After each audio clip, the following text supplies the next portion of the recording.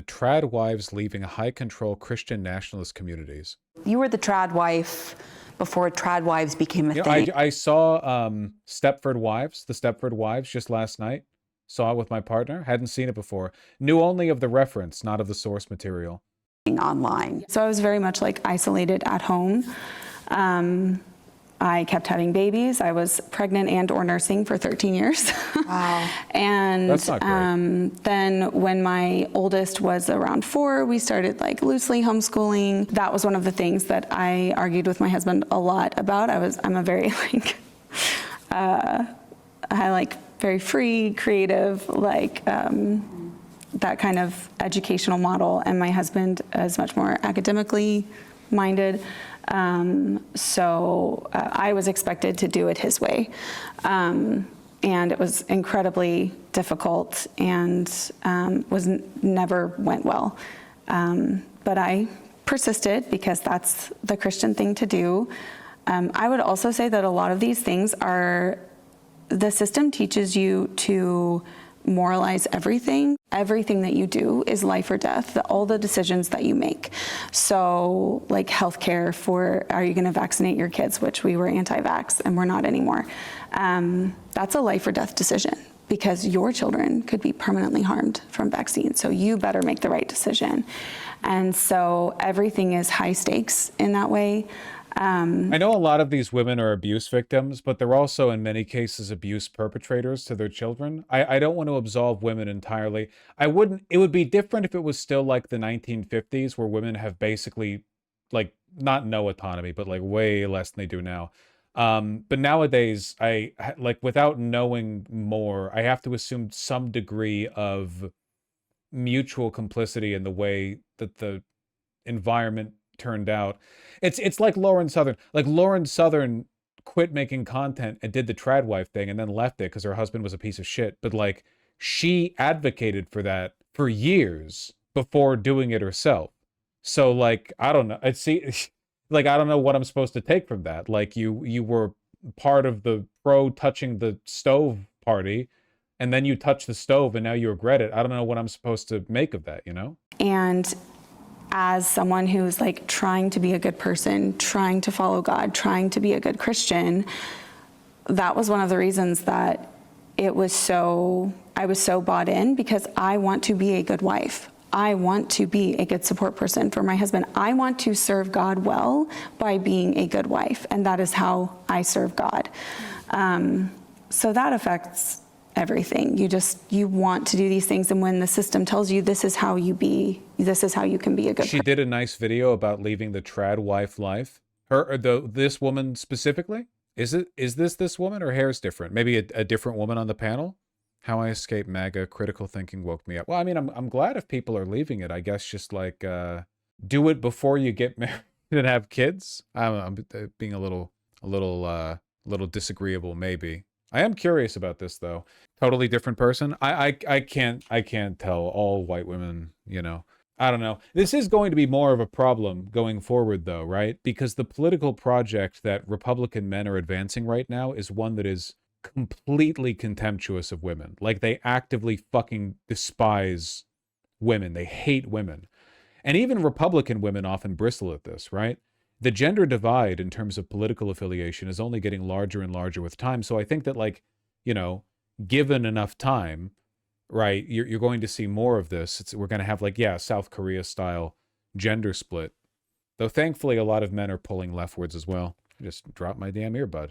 I'm not saying you have to feel sorry for these people, but a lot of them are genuinely indoctrinated by people they know and trust from the time they're infants. No, 100% for sure. It's just that, keep in mind, that's also true for the men, but we would not hesitate to criticize them. Like lots of evangelical Republican men are basically like born into the grooming cult, and we still feel licensed to hate them. So I don't want to infantilize anyone just because they're women. Person, this is how you can be a good wife. You're like, okay, I will do it. And it does, it simplifies it. But it must be so stressful to every day think these decisions I'm making are life or death, and such high stakes, and God is judging me, and am I being pure enough? And you're literally so in your head the whole time, making sure that you're right. And there's so many rules to do, and the standard is so high, you're constantly working, that you're literally too busy to have thoughts outside of just keeping up with your life, with your obedience. You're literally performing obedience so much every day, there isn't room for you to start to be like, oh, and reflect, and, you know, did that feel right? Did that have a good outcome? Was that even effective, you know? Now you're deconstructing from that life. Absolutely, yeah. Yeah, now my husband jokes that he's the Tradwife. My family was a small family, actually. We had 5 kids. That's considered small, 5 kids. That's very small. I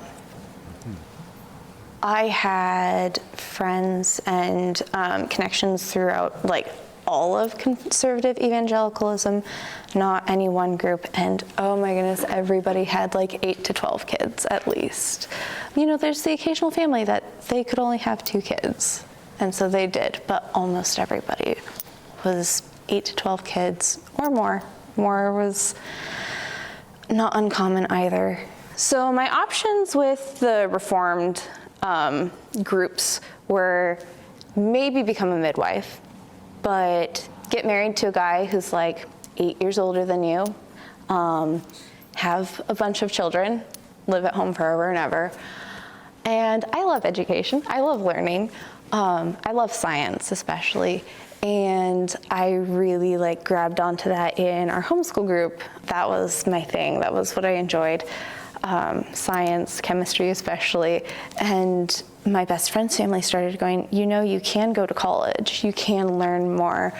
You'll notice how almost none of this is actually following the Bible. Yeah, that's like the whole point of Protestantism, right? By not having a pope or even like a grand patriarch, you don't have a central authority from which to derive interpretation of scripture. It really just comes down to your family and your local church. You could have a local cult leader who just, you know, who gives sermons to like 200 or 300 people, and that's your Christianity.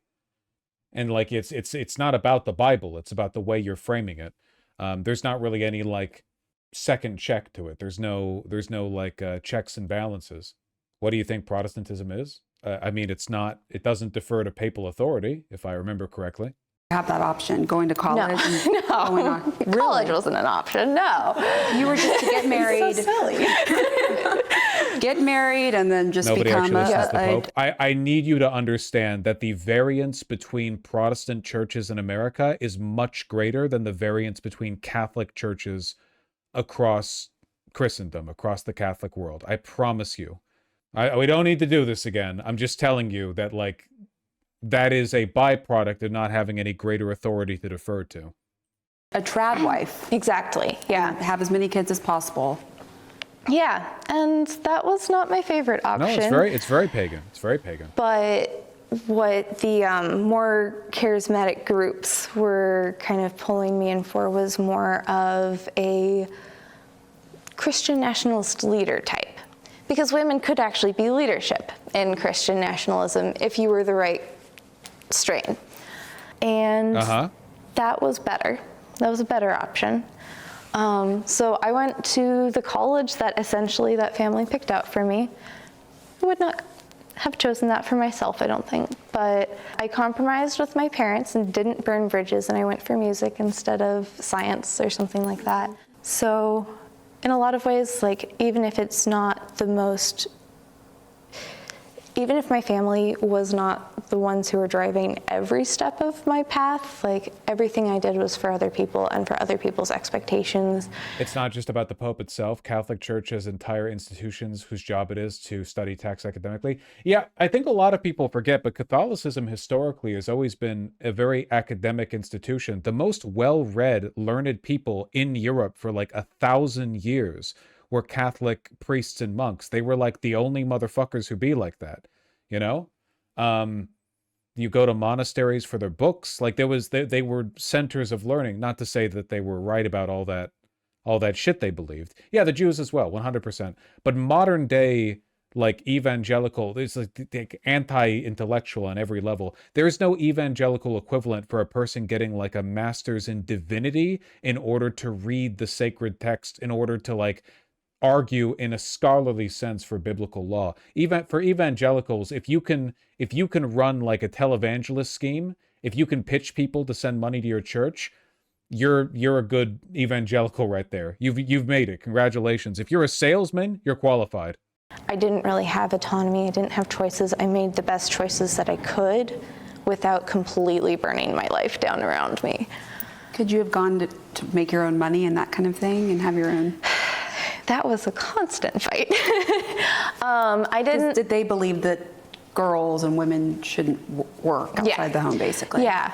It was not super even heard of. Like, you can teach music, you can become a midwife. Those are kind of your options if you're a woman. Yeah. You can't go out and do much else. I'm curious how you were treated differently from like how your brothers were treated versus you. So I actually had probably the best experience as this goes because I only had a younger brother. I didn't have a ton of younger siblings. But even that, with just one brother who was 2.5 years younger than me, the work that I was responsible to do versus him, like I was cooking all of the meals, like Danny said earlier, I was cooking all of the meals every weekend. My brother wasn't responsible to do any of that. I was working. Are Tradwives really a big thing though? I would argue that the aspirational attention Tradwives are given is more of a problem than Tradwives themselves. Like, there aren't many quote-unquote Tradwives, but there are a lot of young women who are raising themselves to admire a set of principles that value things like deference to men, subservience. Like, for instance, that haha, I'm just a girl bit, you know? Like, it's fine, you can say it. I'm not saying it's problematic. It's just, I don't know. There's a lot of stuff that's risen along with the recent rising tide of fascism that makes me think that women are, in many cases, internalizing certain negative values, in my opinion.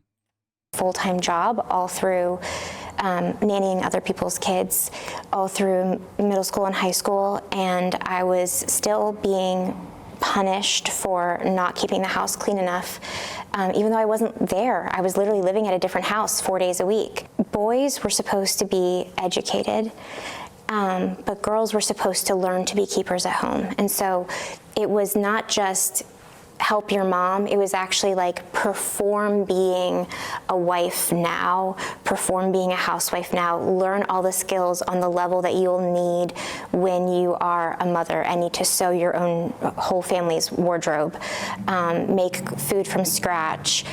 So they were literally going out of their way to find more things for us to do, to find more projects and skills. Islam is even more scholastic fellows? Yes, I've heard that. That Islam tends to be very, yeah. I mean, so is, like, in fairness, so is Judaism. Judaism probably disproportionately the most so, considering the Jewish culture's affinity for everyone being a fucking nerd.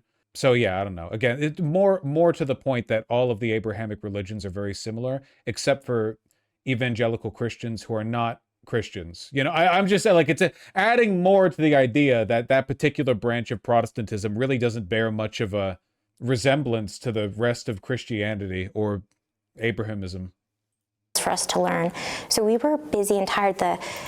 Just in our country as it is right now, girls' access to leisure time, even outside of these circles, is greatly reduced from boys. But in these circles, I've heard you talk about how, like, the boys would be outside playing for hours and hours when you guys were still inside doing chores. Yeah, my older sisters were waking up with babies at night. I had the 4 a.m. shift. I was changing diapers when I was 7, 8 years old of younger siblings, feeding them, taking care of them, like. And not just like once in a while for fun. No, like as a general rule.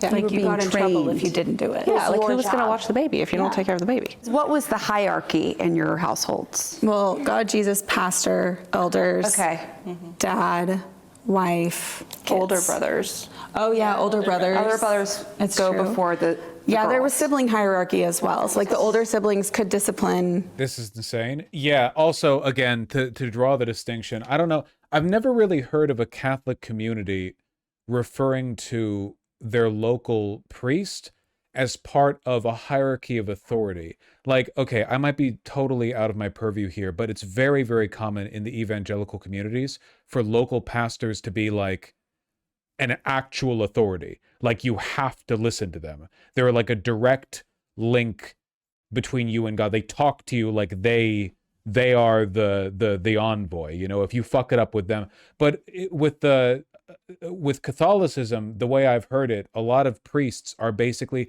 they treat it like a job, because there are so many Catholic churches, so many Catholic priests. It's like, okay, our local priest, the real hierarchy is you and God, but like the priest is just the priest. He's not the Pope.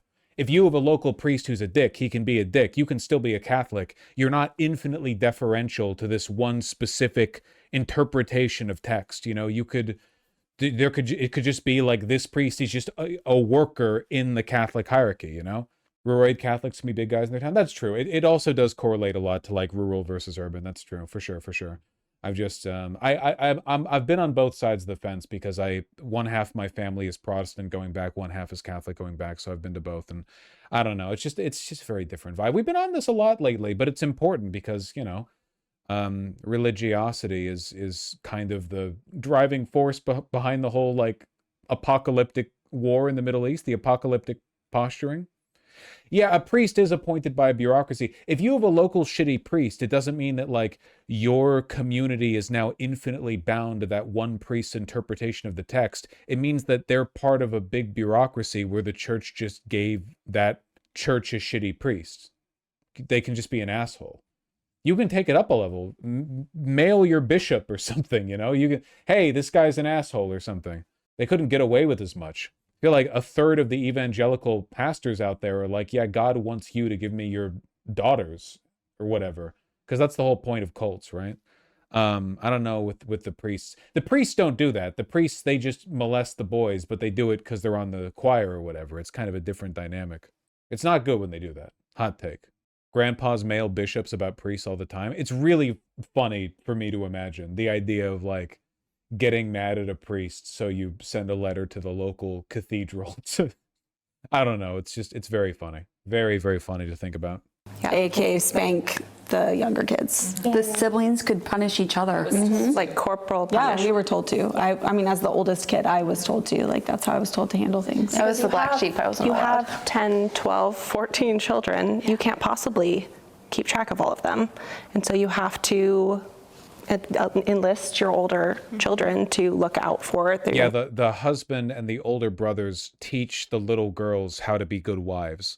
Like, younger sisters treat their older brothers and their fathers the way you're meant to treat your husband in the future. It's like Tradwife training your whole life. Younger siblings. It's very isolated. And so your entire community, your entire world is the church. Grooming, for sure. Evangelical is innately pedophilic. You've seen those like purity balls, chastity promises, chastity rings, where it looks like the dad's proposing to the daughter. Oh, there's some fucked up stuff in this country, man. Fucked up stuff. You are homeschooled almost exclusively. And so you're not, there's no other basis. It's all within the church. If you have extracurriculars, you're being taught piano by someone in the church. You're being taught another language by someone in the church. It's just very insulated. So if you leave everything. You leave everything that you've ever known. And it really does come down to like a focus on purity.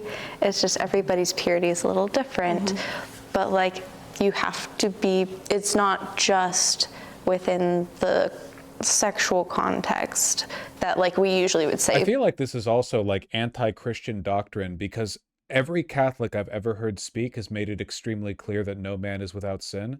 The evangelical insistence on posturing as though you can live a life of purity comes across as like, I don't know. There was one guy who lived a pure life, and his name was Jesus Christ, and he's been dead for a while. This obsession with like, that's the whole point of confession. I don't know. Purity culture around, but it's also within it's within the books that you're reading and the types of Christians you're associating with and the music you're listening to. You have to be pure in all of it. Definitely a direct demonization of intuition and your feelings. So you're just like walking through life, following what you're being told to do when it doesn't feel right. And I think that the impact of that on maybe especially women and our bodies, the way that so many of our bodies have broken down and there's so much chronic illness, has to be part of that, because you are required to ignore your natural instincts. How many of us disciplined our children in a way that felt wrong? And we knew. It feels like Orthodox Jews on crack. Well, like, Haredi Jews aren't that dissimilar to this. Very Orthodox Jews are in a lot of ways very similar to this. There's a lot of commonalities in how just far right, ultra Orthodox religious practices kind of overlap, you know? That it felt wrong and it went against our intuition, and we did it anyway because we were required to do it to fit in. That's like one example of like a grief that you just ignored for the sake of doing what you were told to do. What made you finally leave? I had a daughter. Remember Mike Purity Ball Johnson? Yeah, I remember this, man. It's crazy how much these people control our fucking government. It's like so grim. A new controversy has erupted around House Speaker Mike Johnson, and I'm trying to assess, I don't know, how big a deal this is or ought to be. ABC News uncovered a TV segment today from 2015 showing Speaker Johnson attending a controversial formal dance event called a Purity Ball with his then 13-year-old daughter. Segment from German news station NTV features clips of Johnson and his daughter Hannah at the ball putting a corsage on her wrist, and shows Johnson's daughter vowing to him to live a life of purity, as well as her signing a pledge to abstain from sex until marriage. Oddly enough, the video has now disappeared from the internet, despite the ABC report linking to it on the German TV station's website. When you click on the link, you see it starting to load, and then it says it's no longer available. Well, I don't know why, but these purity balls were popular, especially in the early 2000s, among some conservative Christians. Dads wear tuxedos, the daughter dressed in a ball gown. The reporter in the piece commenting, "This looks like a wedding, but they are not bride and groom, but rather father and daughter." Johnson's wife, who's a Christian counselor, telling the station sex before marriage is simply out of the question. Left, of course, will have a field day over this, fueling the narrative that Johnson's a religious kook, which has been a talking point for them. But I don't know, maybe this is pretty wacky. I just don't know enough about it. Joining me now is Linda K. Klein, author of the book Pure, Inside the Evangelical Movement That Shamed a Generation of Young Women and How I Broke Free. It's extremely pedophilic, and it's also very common. Thanks very much for coming on the show. Appreciate it. All right, so you say this is a big deal. Tell me why. Absolutely. Because what this reveals is that we are talking about not a mainstream conservative Christian, but a extremist. Really, even among purity culture advocates, purity balls are extreme. You know, a lot of folks, even within the movement, find them a little creepy. How much did you experience dealing with things like purity balls? Yeah, I did grow up within purity culture, but I did not grow up within the kind of extremist culture that we're talking about that does these purity balls. I mean, just to give you a little bit of a sense. Just look at this, man. It's the dad in a tuxedo and the little 13-year-old girl in a bridal gown, and it's a ball between them where she's pledging to not have sex with anyone but her future husband, and she's pledging it to her dad. And this woman is correct that purity balls are not that common, because this is like a very formal, very upscale, like wealthy evangelical kind of event. But the sentiment underlying this, like purity pledges, and the idea that daughters owe their fathers their virginities until marriage, that is, I would not only say common among evangelicals, but actually like the predominant position. Purity ball is really something that you've got a group of, oftentimes a very traditional purity ball. You've got a group of young children, girls around the age of 12, 13, along there. They're in gowns that are not just ball gowns, but white ball gowns, wedding gowns in many ways. And they're fathers, and together their fathers are in suits or tuxedos, and they have a dance and they have a dinner, and it culminates at the end with this sort of placing of the purity ring, often on the ring ring finger, the girl's ring finger, as a promise to her father and also to her father in heaven that she will not defile her sexual purity before marriage, not just not have sex, but defile her sexual purity in any way.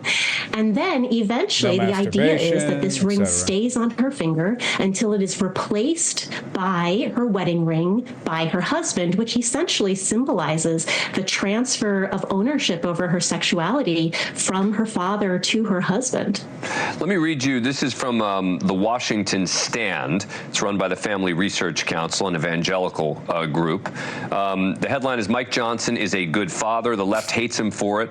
That is a beautiful commitment, though one might wonder why ABC finds it newsworthy, because ABC is the one who broke the story. As they come of age, young girls should be thinking about the future effects of their decisions for themselves and others. Such guidance could spare many women the heartbreaks and despair caused by hookup culture. They control our government, man. There are a lot of evangelicals in government. If you count people who are deferential to them, there are a lot more. What do you make of that? Absolutely agree that girls should be encouraged to make their own choices. Unfortunately, purity culture does not teach girls how to make their own choices. It tells them what their choice has to be. And what their choice within purity culture has to be is to maintain their utter and absolute purity. And purity, again, is much larger than whether you have sex before marriage. It has to do with purity of thought, purity of mind, making sure that you don't inspire sexual thoughts within a man or a boy by what you wear or how you walk or how you talk or anything about you. So we really are talking about the erasure of choice, not the offer. Don't you think these kinds of values also inform a lot of the incel movement, in that they're bitter that they don't own women and aren't able to have like child brides? Yeah, for sure, 100%. People embittered by the fact that the only way they would have ever had a girlfriend in the past was that women literally needed a husband to survive. For sure, yeah. Of choice. I do believe that girls and women should have choices, and not having sex before marriage. When conservatives, rail against feminism, what they're complaining about is that they can't do this to young girls, essentially. Is a absolutely fine and healthy choice among many. Thank you for watching. Go to News Nation. You're not welcome. Anyway, yeah, that's how evangelicals are pedophiles, I guess. Breakdown of Congress by religion: over half is Protestant, which is higher than national average, and a significant portion of those are going to be evangelical. Though keep in mind, evangelical is not a formal categorization, so it's not something that they would necessarily self-identify as. As an example, T.I. the rapper went with his daughter on OBGYN appointments and had the doctor report if the hymen was intact. Cool. Well.